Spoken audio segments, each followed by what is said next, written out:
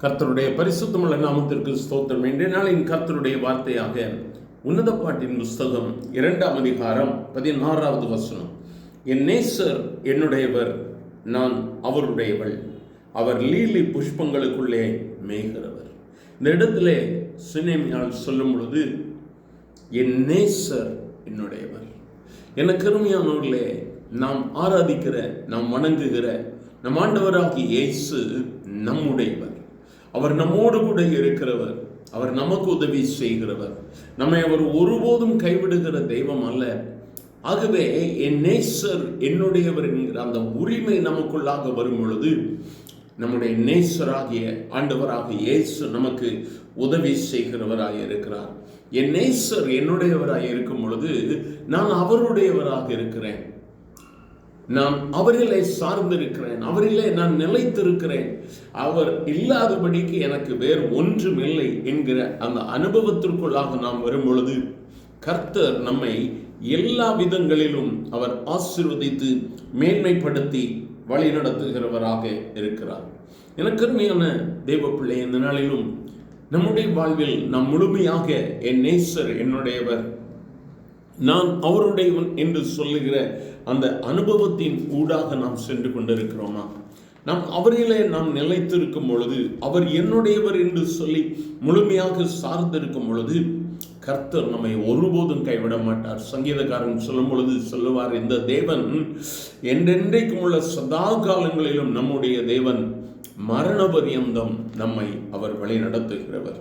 அவர் நம்மை வழி நடத்துகிற தேவன்.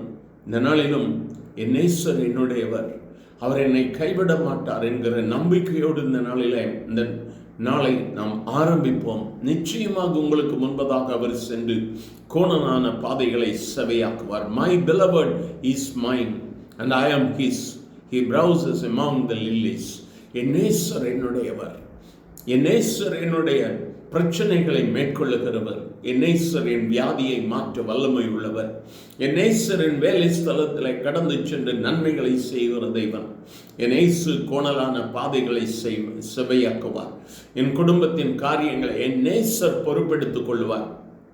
ஒருவேளை இந்த வார்த்தைகளை கேட்டுக்கொண்டு இருக்கும் பொழுது நீங்கள் ஒருவேளை ரொம்ப ஸ்ட்ரெஸ் ஆகியிருக்கலாம். பல காரியங்களை நினைத்து அநேக காரியங்கள் மேற்கொண்டு விடுமோ அல்லது அடுத்த பகுதி எப்படி இருக்குமோ என்று சொல்லி நீங்கள் ஒருவேளை ரொம்ப மன அழுத்தத்தோடு கூட இருப்பீர்களானால் இந்த வார்த்தையை மீண்டும் மீண்டுமாய் சொல்லுங்கள்.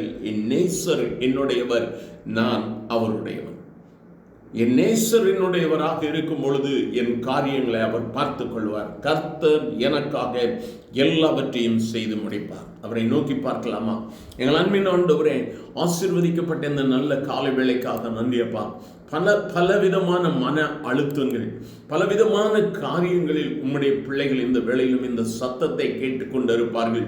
உலகத்தில் உங்களுக்கு உபத்திரவம் உண்டு, ஆனாலும் தொடர்ந்து கொள்ளுங்கள் என்று சொன்ன என் ஆண்டவர், இந்த வேளையில் இந்த வார்த்தைகளை கேட்கிற உம்முடைய பிள்ளைகள் ஒவ்வொருவரையும் கர்த்தர் பலப்படுத்தும்படியாய் ஜெபிக்கிறான்.